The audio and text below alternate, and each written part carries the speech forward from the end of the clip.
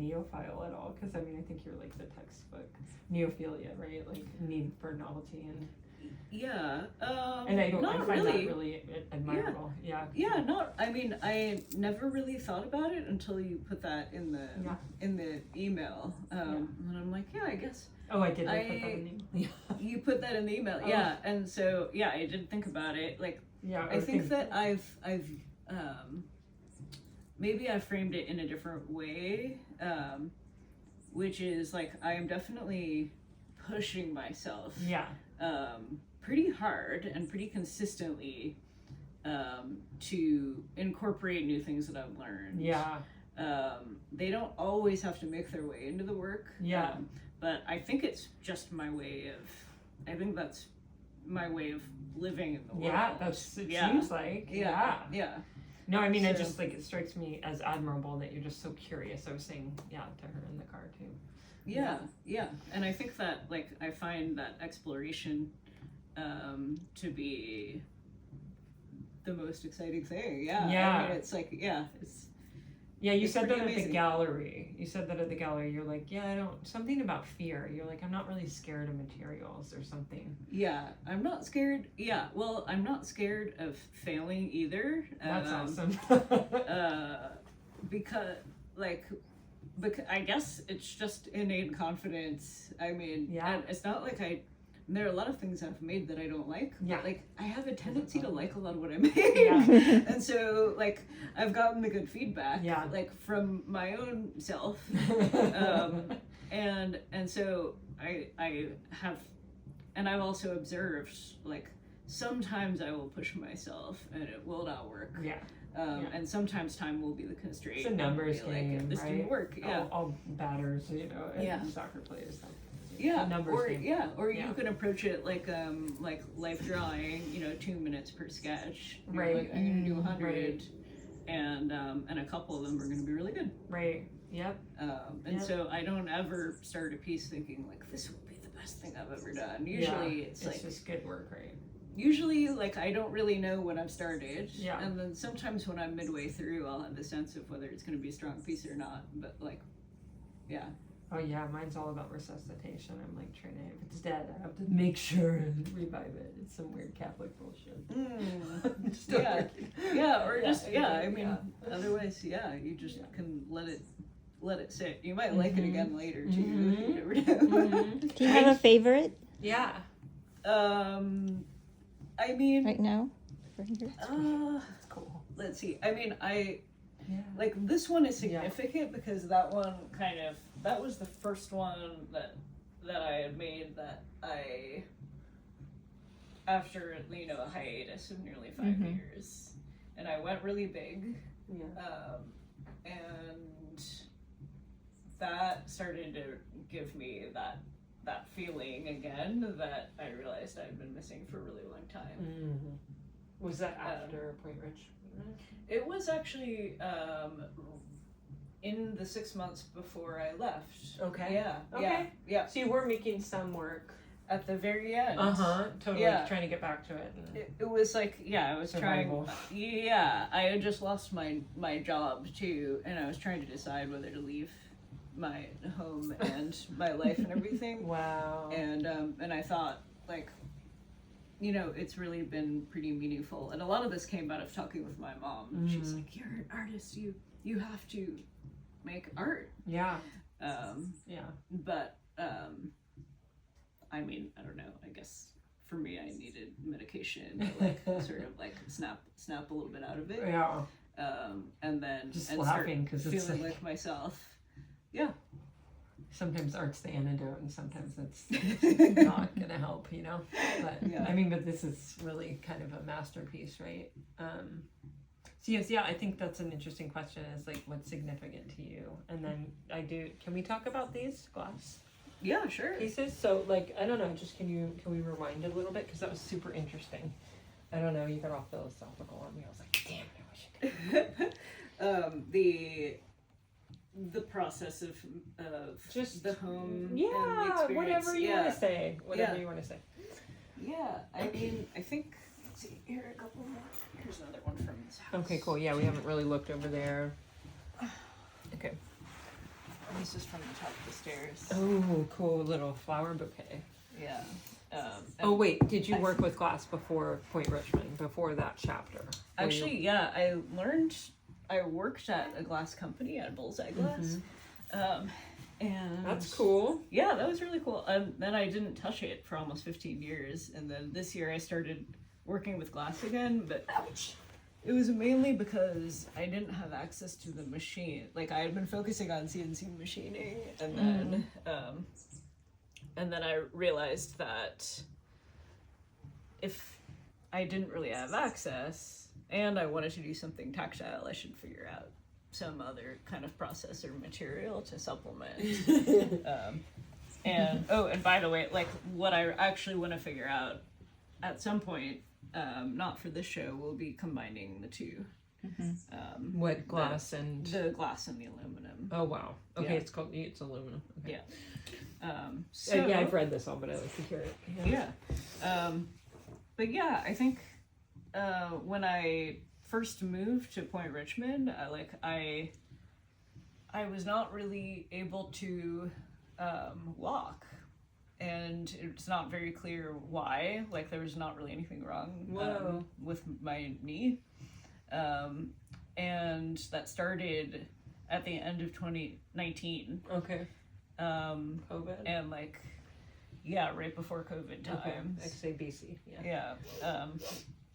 And so and then at the same time, like, it was like everything in life like threw itself up in the air. Like, it really is. So I had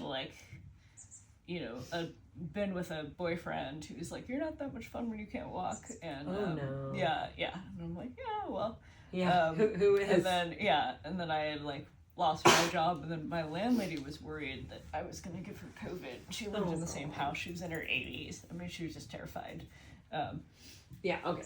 So I went back to Texas, and I was able to find one thing that helped a little bit. Like, my sister helped, and my dad quite a bit, where I was trying to go into all the doctors, and it was really incredibly tedious and incredibly frustrating. They didn't know.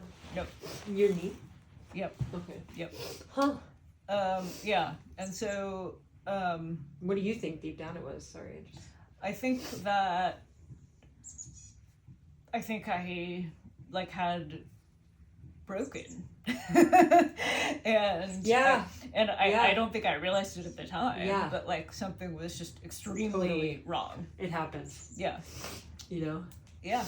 And so there was one doctor who had said I think potentially you never really know why, but it appears that your brain has rewired itself where you've kind of forgotten how to walk, and so when you do walk, it's hurting you because you're not walking correctly. So it's a feedback loop of being in pain. That's and really so interesting. Just walking causes pain, or standing sometimes. So he and I would walk. We'd walk one house down and then come back, and then we'd the boyfriend who said, or the doctor? my dad. Oh, the doctor. My dad, yeah. The boyfriend was already out of Good. it, Fuck that guy, right? Because he was. You're not that fun when you can't walk. That's such a statement. Yeah. So that's when I left and went to Texas. Fuck you. Yeah. Right. That was Texas. Thanks. Yep.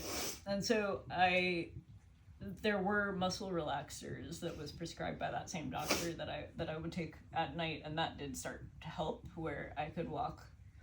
By the end of July that year, this is already 6 months in, I could walk a mile and a half as long as it was flat. But what I didn't know was that I would basically continue to be at that same level in terms of mobility for 3 more years. Oh, I'm so it was sorry. 3.5, almost 4 years. Wow. Yeah. You seem so strong and mobile now. Yeah. Yeah, it lasted a really long time. 2019, and that was 3.5 years. So that was until so you've been walking well for 2 years or something. I would say, yeah. Okay. Wow, that sucks. Yeah, I mean, it's pretty that's pretty traumatic. That's where you sort of lose. That was the only time, and that was when I lost all of that what I was talking about before, generally getting that feeling of liking the work that I do, but when you can't trust your body, I think you just, like, you really think that is not even worth trying because, like, you're just going to fail. And anything that is enjoyable hurts. Like, even going to a friend's house where you're, like, sitting there, it's like being a really old person. So it was like aging to being like 85, but it happened in my 30s. You must be so grateful that you're still... I am so grateful. Alive and not 85 and, you know, came back. You did come back. That wasn't really a given. Yeah, because it lasted so long. But mind, I think you seem like you have a really powerful mind. So I imagine that played a part in it. I don't have much to compare it to because I don't really... Well, just your work. Yeah. It's very clear that you have a lot of, like, discipline and, I don't know. And you use both sides of the brain. Yeah, that's true. Yeah, for sure. For sure, yeah. I like using all of it. Yeah. As much of it as is accessible. But so you're not scared of failure in your work, but then probably in my life too. I mean, I have an art degree thing. And I work at a, like, space company now. Yeah. Like, no one, you know, I'm not advertising that I have an art degree when I'm in the room. But I'm like, most of the people in here have a PhD in aerospace. Yeah. You know, and I'm in this room and it, like, they don't think that I'm a total, you know, charlatan. Yeah. You know, they're probably not thinking about it. But you haven't never had that imposter syndrome or whatever. I mean, like, having a thought like that probably is a version of it, but again, like, totally. I think I've gotten to the point where I'm like, you're like, well, they don't think I'm a charlatan. Yeah, like, I've gotten to the point where I think, like, I have enough convincing me in terms of what's already happened that probably I could figure it out. Well, I'm just bringing it up because you mentioned something. You said something about when you can't trust your body. And it fails on you. So you said failure. I mean, and I didn't even want to start. But I mean, I didn't enjoy anything. I mean, I think that's the main thing. I just didn't experience any enjoyment or looking forward to anything or. How did that, like, how did it, because for me, I'm always, like, I'm such a, like, kind of a bleeding heart, so I'm always thinking about animals when I'm in pain. But did that inform, and then that goes into my practice, but so does that inform your work at all of, like, do you think it did? Like, did the trauma of not being able to walk, like, I don't know, go into your work? I think it couldn't have not gone into my work. Of course. I don't how know. Did it? Yeah. I don't really know the answer to that right now. You don't have to. Yeah. It's just a question. I think probably, like, the rate at which I am making things right now more than anything else. I mean, it's an expression of, like, the joy of having the experience of doing it again. I think that's the reaction. Were you making art before it happened? Yeah, I mean, not quite as furiously as this, but yeah. That's great. Yeah. See, that might have been it. You're having a renaissance because... Right. Yeah, like, something happened it's where... rebirth for you, literally. Yeah, I think so, because I think, I mean, it's sort of finishing that long narrative, like... Yeah, please, sorry. Like, I got to the point of being able to walk a little bit. I got another job in California, and I decided... Even though I wasn't, like, honestly, looking back, I wasn't actually ready to leave. But, like, at a certain point, you know, being with your parents and your older sister and, like, niece and nephew, and, like, they saw me falling apart. Yeah. Like, you know, we would bake together. They would bring things to me, and we'd make a birthday cake or something. Yeah. And it was so fucking depressing. Because I would just sit there because it would hurt just walking around the kitchen. There are so many steps you take when you're, like, preparing food. Yeah. Couldn't go to the grocery store. Yeah. So yeah, they saw all of that, but I was surrounded by family. Like, it was not 2020 was not lonely. Right. But yeah. So fucking depressed. Yeah. So I moved. My friend who I had met at work, who had become my buddy, had said, "Oh, like, I'm looking for a roommate in my place in Point Richmond." And I had gotten the job, and I thought, well, I'm not really going to know, like, whether I'm capable of holding down a job and working in person unless I try. So good job. So I left Texas, came back, moved in with him. And immediately he's like, let me take care of you, you know, I'll cook. He was so lonely, and his dad had died the year before, and like he's someone who like just needs an audience and company at all times. And so like he just was so happy to have someone else there. And I was so delighted like that someone else was there. And so like immediately it worked really well, and we were buddies. But then 3 months later we sort of hooked up, and then immediately all of these things got confused, where like both of us, we worked well as roommates and friends, and we really needed a friend and company at the time. Good to have that retrospective. But we weren't, we weren't an actual couple, I would say, realistically speaking, ever. But we kept on, we kept on doing this thing, and then eventually, got married, and the marriage, lasted like a year and 10 months. It was the whole thing was mistaken from the start. But I think the place that I was in when I started that, like, my only advice to my future self is just like, if you're in such a bad place that like you forgot how to walk, you probably like shouldn't make major life decisions. And I had the sensation that I was running out of time. And also, again, the depression part is like, it can't ever get better. Those were two consistent feelings. Okay. I'm running out of time. It's like you feel like with the not walking, you felt. No, I don't know. Like running out of time for what? I don't know. To start a family? Maybe. I could see that. Maybe. I could see that. Yeah. Just anxiety of being young and wanting to get your life going, probably, right? Yeah. Well, I was 37. But still, we have this carpe diem thing that drives us to survive and thrive. And there was definitely, I think it was that, and then my mom dying. Shit. Like I also, around the time that all the pain stuff happened, my mom was really came in 5s, not in 3s, it sounds like. My mom's still alive, which is also incredible. She's going to come to the show. Oh, great! Yeah. It's basically a medical miracle. I think it might have been a combination. Like, I want my mom, actually, like, when I found out my mom was dying, my first question for her was like, should I have a baby? I didn't even have a partner at the time. Like, do you want me to? And I have 3 other siblings, and she's like, only if you want to. Like, and I'm like, okay, like, really? And she's like, yeah. I have 9 nieces and nephews. It's not like it's she's like, I'm a happy grandma right now. At the time, there weren't 9. There are a lot of new ones that are under 8. But there was still. It wasn't like that. I didn't have that pressure, except internally. It wasn't external. But anyway, that was. I couldn't exactly articulate, but I had this feeling like I have to do it now. And then you said one more thing. And also that things won't ever get better.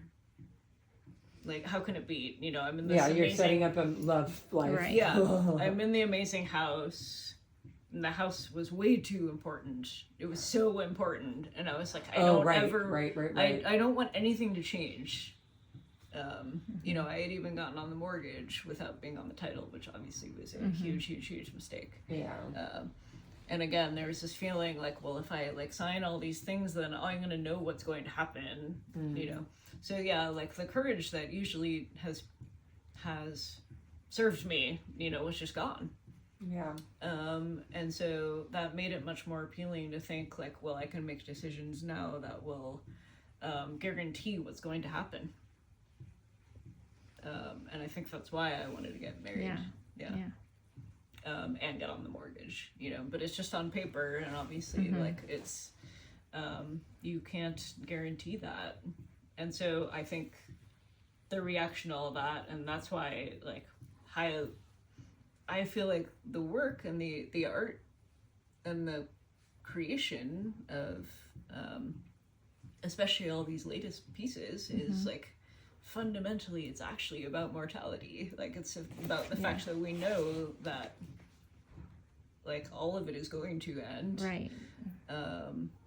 And the That things drives that, me. I don't know if yeah, it drives I know. you. And the things that we think are, that we really want to be stable and not change, they will. We just don't know how much time it's going to be like the way it is right now. Yeah. Yeah, Pema Chodron calls that pulling out the rug.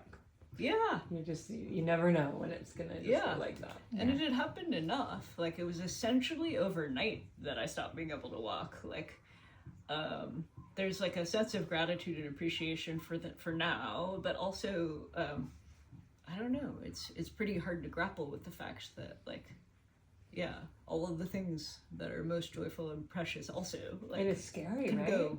Yeah, that's hard to feel. I don't know. I hate to say it, but young, when like you don't know if your legs are gonna.